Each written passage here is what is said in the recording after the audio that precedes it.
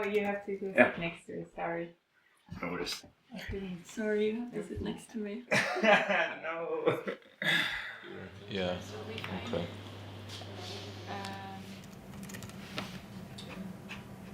Yeah, it's just talking. Come in like a helper.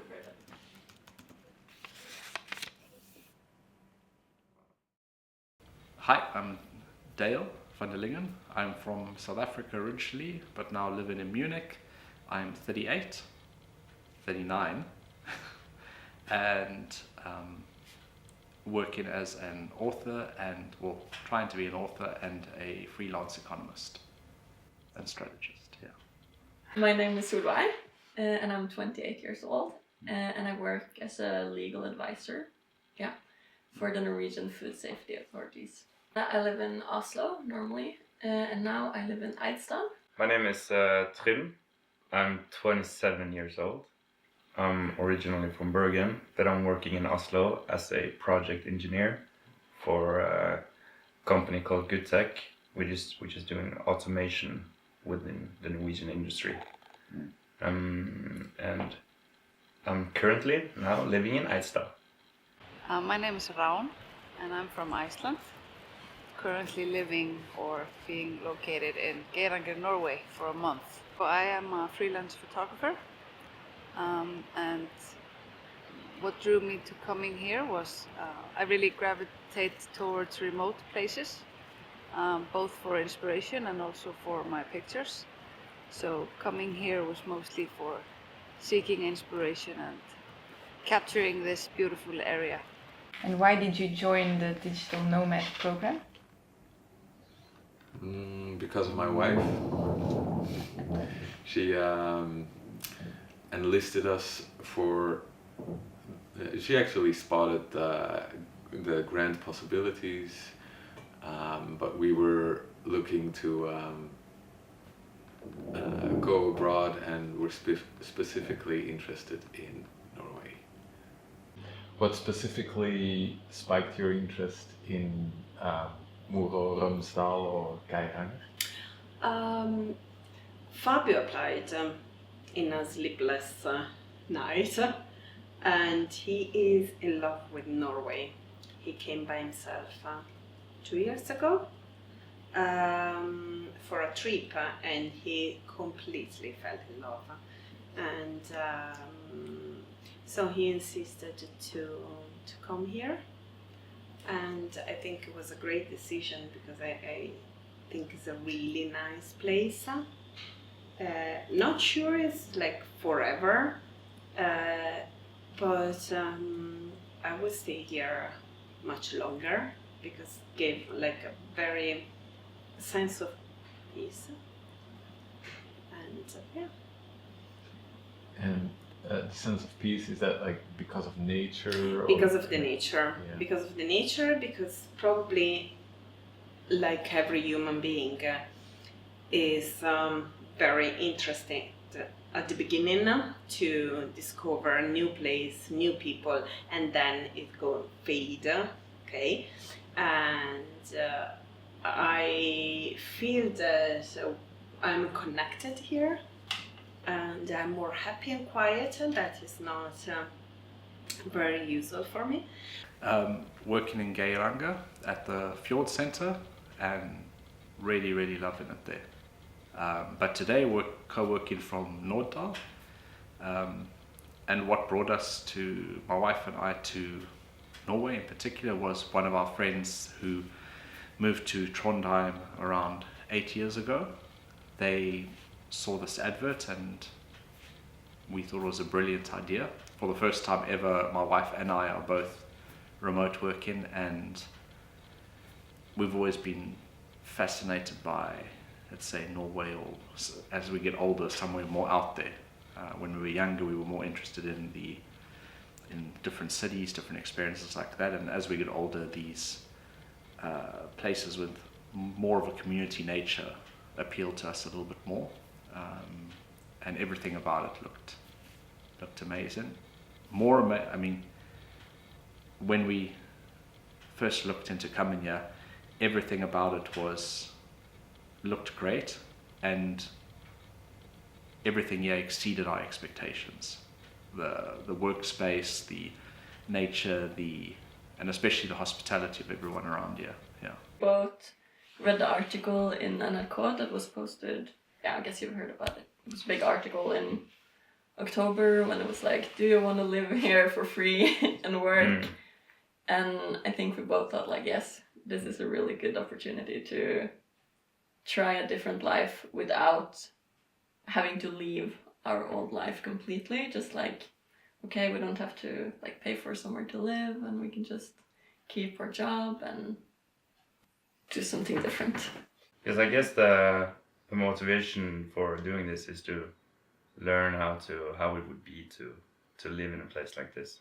But it's not, it might not be that representative if you're here for a month with a bunch of co-workers and there's all of these events happening related to that. So I think it's a balance too. If you kind of want to find your place in a society like this. For us, we needed at least 2 months. I went to university and studied, got a degree, had an idea that I had to work in the bigger cities because that's where the work is, the jobs are. And unfortunately, I had to move from Bergen to Oslo to get work, which was relevant for me. So I was kind of forced to move to an even bigger city just to have work. And I feel this experience has opened my eyes that it doesn't have to be like that. Even without the grant, like I think we looked at least some of the prices. It's not very expensive to live here, so I think it's more about people knowing about this place and knowing about the opportunity to stay here, and that there is a community here that's very welcoming, and like sharing the experience that we all had this winter. That it's actually like a very good experience. So I think you are a person, and you have to be in the right place to be that person, because I think the environment means a lot. For me, I think, especially like. Are you thinking about nature or the people, or just The a combination? Combination, yes. Environment in general, even law, even cultural. Why in winter? What are the advantages of coming here in winter? No crowds. I just don't visit places that have crowds. Geiranger is a super popular destination, and now we're just hanging around here with no tourists. There's 235 people living in this village, and peak summertime there's 10,000 people a day here, because it's just such an amazing place. And I really don't understand why there aren't more people here right now. It's you still have this beauty. When it snows, it's even better. It's a super nice place to be. I think the unique part of being here during winter and being a digital nomad here is that even though it's a very remote place, it's very well, the structure, the infrastructure is very good. So I think that's very unique about a remote place. It's not that you have good Wi-Fi, you have a good office, you have a better chair than you have at home, you have a better desk than you have at home, and a good screen and a keyboard, and you have everything. I think part of it being a winter here is because of the opportunity to co-work at the Fjord Center. I think it would be much more difficult in summer. There is a little more space for the co-working space. It wasn't so much winter that got us to come. It wasn't a primary choice. I think part of it was the aurora and the northern lights. But if I had to think of the biggest factor was being Geiranger, but also one of the, let's say not biggest, but primary factors was the co-working space.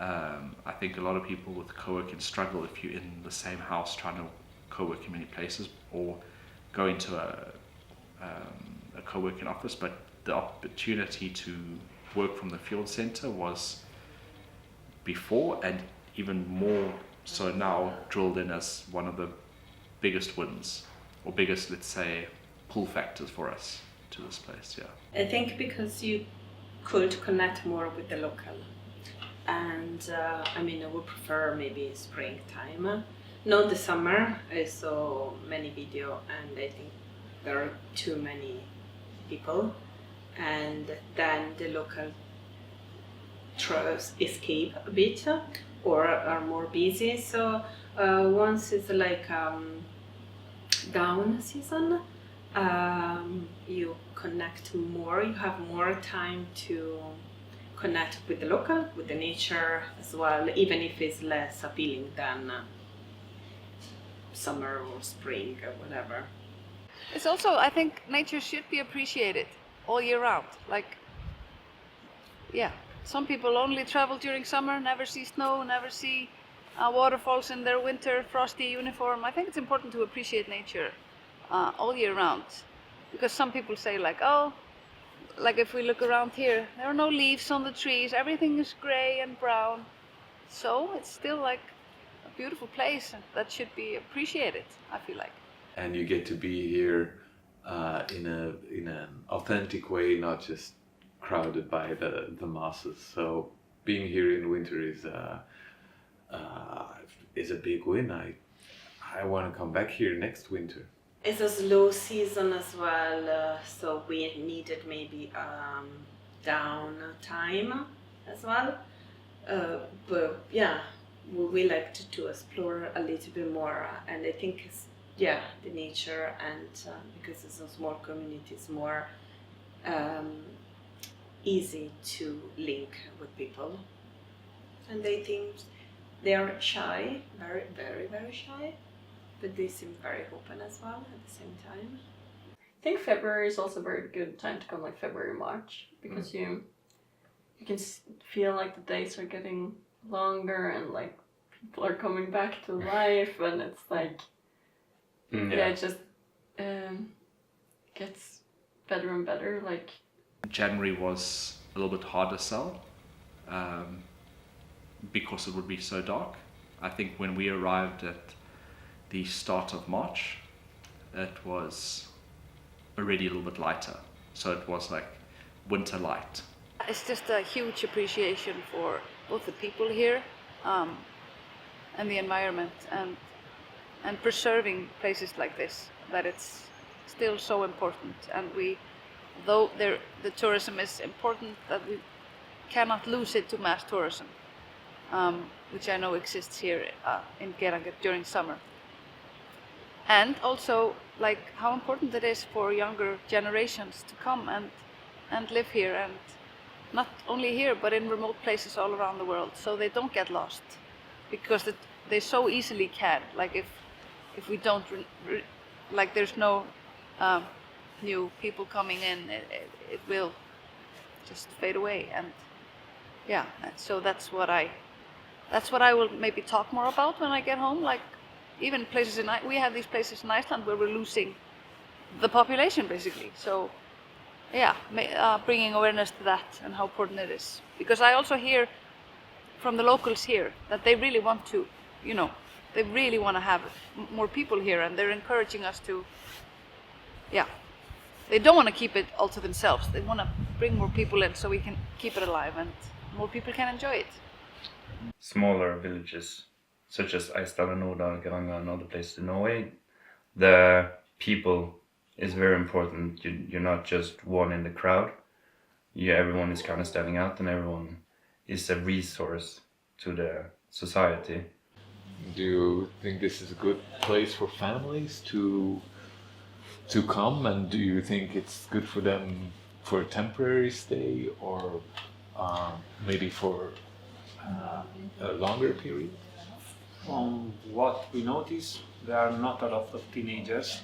So if your family has small kids, it should be fine and perfect, nature safe, no pollution, so perfect. Teenagers, speaking about it with locals. We learned that all the teenagers are going to school, secondary school in Olesund, so there's nothing to do for them here. And we have teenagers, so that's the problem. The main thing for me is just seeing my kids and my partner super happy. It's much easier than you would think. You think, yes, but my children are at school, and homeschooling is actually really easy and fun also. And it brings you closer to your children. The kids joined the Geirangerfjord, and they are experiencing being in a school with 21 students that are one group, and just a very low pressure, nature embracing, very social school experience has freed them up. So I think it's a really perfect place for people that has young kids. Yes. Or for people that the kids are already gone by their own way. So it's easier than you think, and it's a really nice experience that will. It's really different than a vacation. It's something that forms you as a person, because it's so long and you really feel like you live here, because it's so.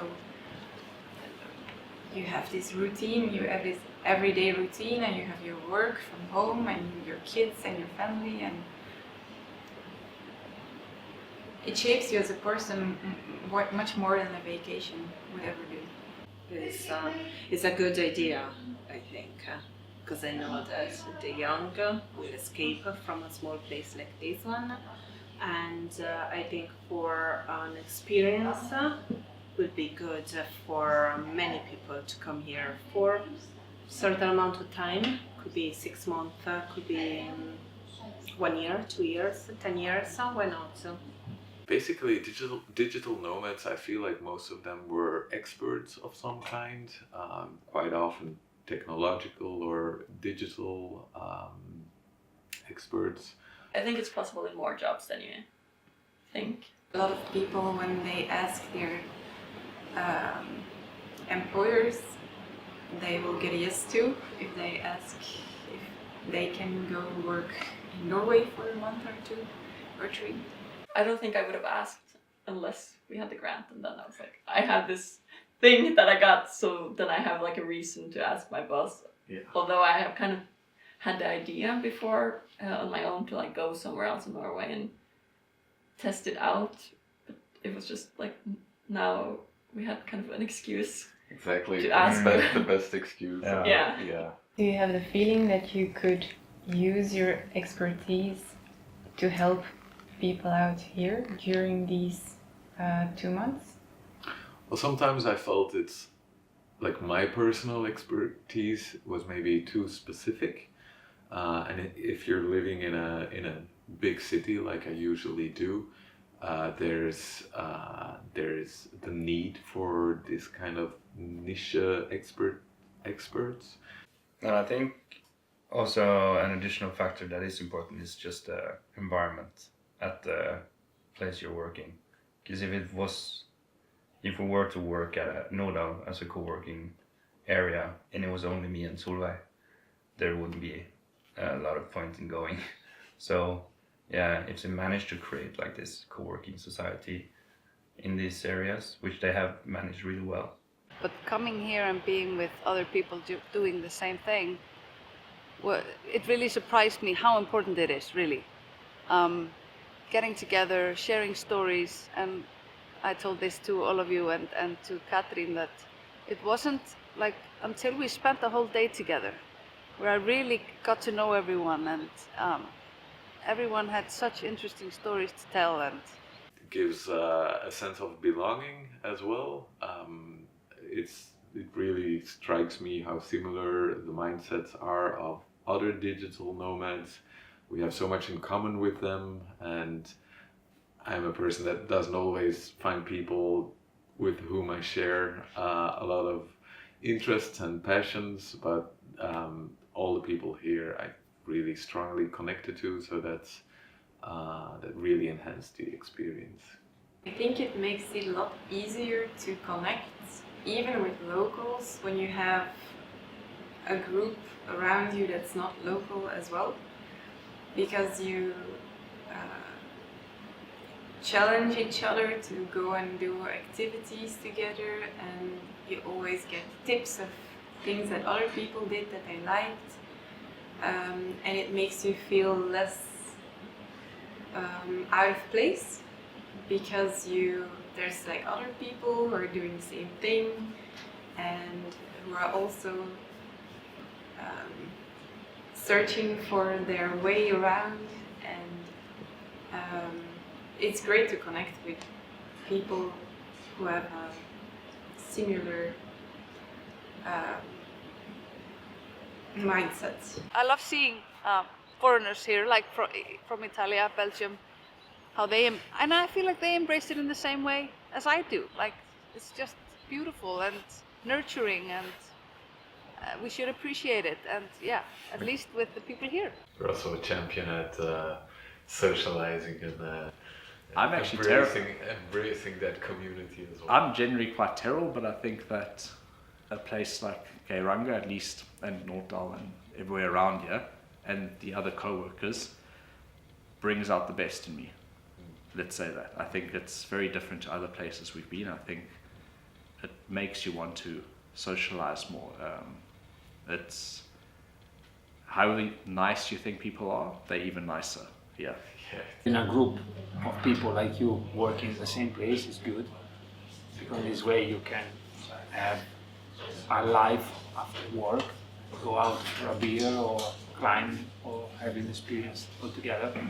So, because life is not only work and family, but friends are really important. So in this way, if you have a good community, you can easily find a friend and something to share. Everybody's so calm, and it's like, I think it's so obvious that all these people just really appreciate nature and being here, and the Fjord Center is of course work that's related to nature and protecting it. So yeah, it's just and there's a common space, like when we were all together during lunch and having meals together, and it was, yeah, I really liked working there. What I really appreciated about the working facilities here are just lunches, the group lunches. Like, everyone eats around 12 o'clock and we meet up with other co-workers. That's really important, as well as like locals that always work in this area. So that's a valuable social part of it. Bringing new energy, the lunches, you know, you're having conversations, you're getting to know each other, you're learning, new perspectives. I think that's the most important thing. And then, but I really liked, like, every other day, just dropping by and working for a bit and saying hi to the people, and everyone is so friendly and welcoming here. Do you think like it's also for them on a personal level, or maybe even for the businesses and stuff? Do you think it's a good thing that there would be people from all around the world staying here for a short or longer period? Oh, I think so, yeah, because I mean, for the business is good. I mean, for business in town, yes, and for new idea maybe. Some kind of value that we're also adding by being here as a group. I think in general, like, new life kind of adds value. Like, you come in with new perspectives and ideas, and maybe just it's fun. I think that Katrin and the team around there can look for skills that are going to be most beneficial to Geiranger and to the area. They can look for people that are looking to be perhaps longer term in the area. They're looking for people that, I think I summed up, is that can have that benefit. So you remove that the risk from this. I think I was talking to Danny the other day about like how this is the most positive side of international migration, because you self-selecting for not self-selecting, but the team at the Fjord Center is selecting for skills that are mostly beneficial. They're able to get to know the people a little bit more before, so it's a lot less risky for the town. You're not having mass co-working where it's pushing up prices for locals in different areas. I don't think the small amount of co-workers here has any effect on the local economy in a negative way. I do think that it has a positive economic effect on Yoka, the Union Hotel. I think it does have some effect on some of the loneliness of some people in winter here, especially if you reach out and meet some of the people, but also some of them have reached out and met with us as well. So I think there's a sharing of ideas and sharing of, let's say, friendship in a time that perhaps is sometimes difficult for people here. So I think that brings some benefit there. I think you've got a big mix of skills. So I think there are some benefits to the Fjord Center or to the local community that come with that. I'm not completely convinced that co-working everywhere around the world is a net positive. I think it can bring some large negatives, but I think in this particular context, I think it's overwhelmingly positive, not just for the community and the economy, but also for us personally. Yeah. But I think the most fundamental thing is bringing new energy. Everyone could contribute in his own way. Thought about how to give back something to the community, because that was part of the deal. And except Fabio, I think, was more focusing on computer stuff or helping in any way. I offered two things, and one was the cooking class. And because I like cooking, I think you can win somebody's heart with food, and it's a good way to chat.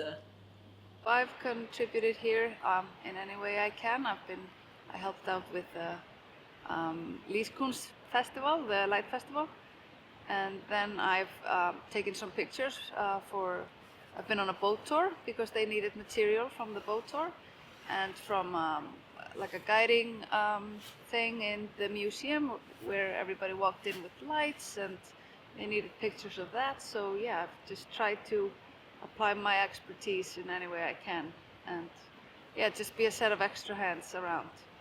You can try to, of course, contribute when there is need for assistance. For example, when there's a festival in Geiranger, trying to contribute by volunteering. Yeah, I felt humbled and appreciated when I could share, for example, some basics in how to apply AI in your daily life and your daily work challenges. So yeah, being able to share that with the locals was a lot of fun and made me feel like valuable in the community and giving something back to all these people that have been nothing but a blessing to us. Did you find any interesting collaboration opportunities? Yes, we hope so. We've been doing some work for the Fjord Center and the district, and we kind of hope that we can continue doing that. And collaborations, I think, with some of the co-workers who have set up a nice project for themselves, the film festival. Do you feel that if you would stay longer, for example for a year, that you could still be using your expertise in this area? I'd like to think I would shift myself into directions where I'd be useful, So you kind of have to have an open mind. Yeah. Could digital nomads contribute to sustainable tourism?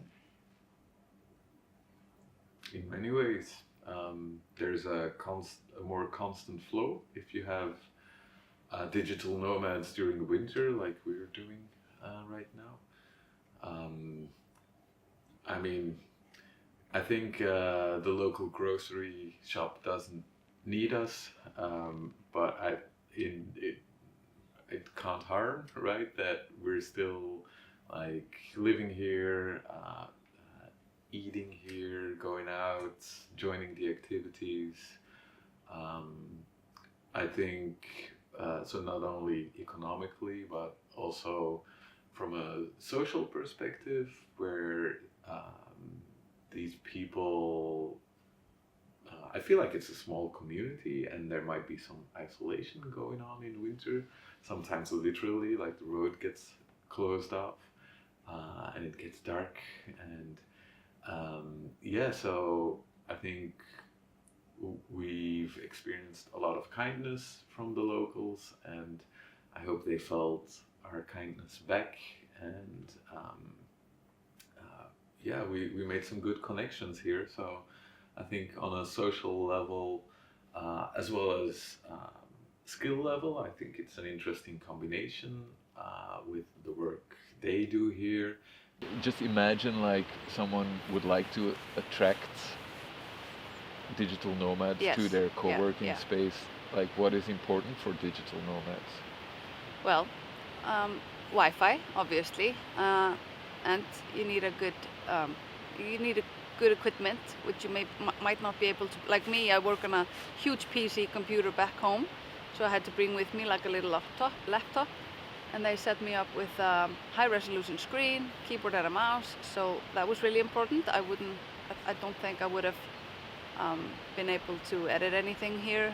Yeah, a good co-working space has all the, or at least the screens and like the basic equipment. And Yeah. of course, if you need something special, you can bring it. But it definitely makes it easier if you don't need to have so much luggage, especially when traveling far.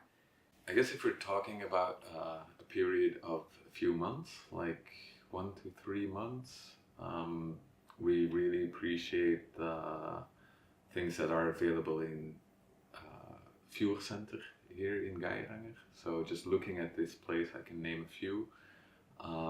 It's really central, so it's really close to the living facilities.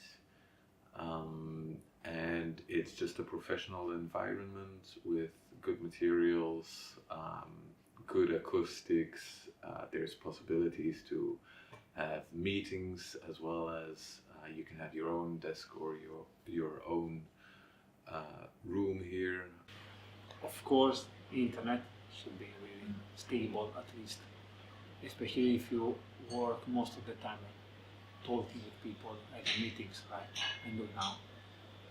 You can get lost during a meeting or conference. That's not good for your business. And it's important also, from my point of view, if you have a really busy, stressful job, being in a natural environment with a lot of activities. In this way, when you are finished, you can spend some time out with something that can clear your mind. Decompress, exactly. Let the steam off. And living in a big city, that was our decision a long time ago, didn't help too much. Because you are working busy in the office, you get out, traffic, driving up and down, all the people around you is stressed. No, please, I really enough stress with work. I prefer to be quiet when I'm off. This place helps a lot. Yeah, I We got. think it's really good that they have equipment that you can borrow to go hiking. Like we've used the snowshoes a lot, and like, yeah, I think also like for us, if we didn't have a car, it would be really hard to travel here with our screens, and because now we brought everything from home, which is fine. But Obviously, the internet connection, but I also really appreciate small things being available here, like dongles for making certain connections with, like connecting to a big screen. There were some keyboards and mouses available for Windows as well as for Mac. There's the printer you can connect to, and then there's just practical office material all around. So that's like the office is set up really nice. Everything here is so well equipped, and I got everything I need. So yeah, that was perfect for me. And also to have, as you said, the skis and kind of equipment to help you enjoy the activities that you can do here. That they have like both ideas for where you can go hiking and what different activities you can do, and kind of help you with in that way, but also that you can borrow equipment is so nice. Are there any incentives? And they're thinking of like tax benefits or subsidies or free co-working spaces that would make you consider to stay longer? Yeah. And you can be honest here. Yes. Yeah. Staying here longer has nothing to do with any benefits. The only reason that I only wanted to stay for a month is because I have children. Free co-working space is a good idea, just because, at least for me, like paying for a house is very normal because I have to pay for that in Oslo as well. But going to the office is not something I'm used to paying for, kind of. I guess that could be different if you're self-employed and maybe you're used to having to rent an office or something. But as you said, there are tax subsidies for living remotely in Norway, which I think is motivating for a lot of people. Yeah. Could be of course be a factor. I think it's more important to the ease of coming here, like the availability of apartments and the availability of a place to work, maybe without having to pay. If you have that option already at where you live, that might be the most important part. Wasn't it hard to come here during winter? It wasn't hard at all. We figured it would be difficult navigating to this place because a part of the road is closed during the winter. But if you get good information like we did, we knew what to expect and what kind of routes we needed to take and what websites we needed to follow in order to drive here by car, because that's something we did. I think most digital nomads came to Ålesund by plane, but we actually drove here from Belgium, and it was no problem. We were expecting hardship and a struggle, but no, it was actually, we were very lucky with the weather as well, so it was just sunshine and happiness all over when arriving here. Yeah. Do you have ideas for attracting more digital nomads? I have, and I actually already applied them. Like, so many people asked me when I was coming here, like, what is this? How did you apply? What is this grant? I've never heard of it. Would you tell me more? So I've been actually sharing just their webpage and like, do this. You really should do this, because I have a lot of friends that are artists, both photographers, filmmakers, painters, you know. This is so perfect for that kind of work, and even people who work like in IT, or people who can work remotely. So I've really encouraged a lot of people to do this, and I know some of them are actually just waiting to be able to apply. So I mean, I've already told a lot of people about it, and I know many people are interested. I don't think they're going to have any trouble doing this again and again and again.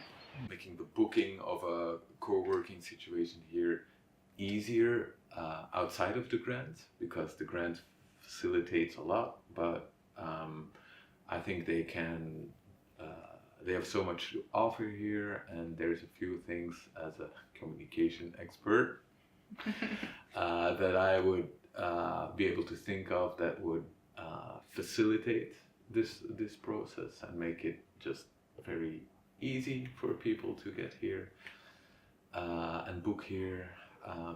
Just get the word out there, kind of, that this is an option and it's quite fun to do, and it's something that you can do, like you guys with your family, or as a young couple, or alone, or probably as an older couple. I think there is something in this community for everyone, kind of, to find their place. So I think the grant is a good way to kind of give it the last push, or to make it easier to go. But I think what is already here, even if you don't get it for free, it's still really good, like a very good experience. I think they will need a communication plan and like thinking of all possible channels to communicate and what is the audience at each channel, and then think of a way in to connect to these audiences on each channel, and then make some good not advertisements but posts or posters, because also they have already 10,000 people visiting here during summer. It would be interesting to let them know that they could come back in winter. So there's a lot of opportunities. I think one should realize the step is smaller than you would think. So it looks like, I heard so many people say, oh, Norway, you're gonna go to Norway, it's like on my bucket list, I've been dreaming about it for so long.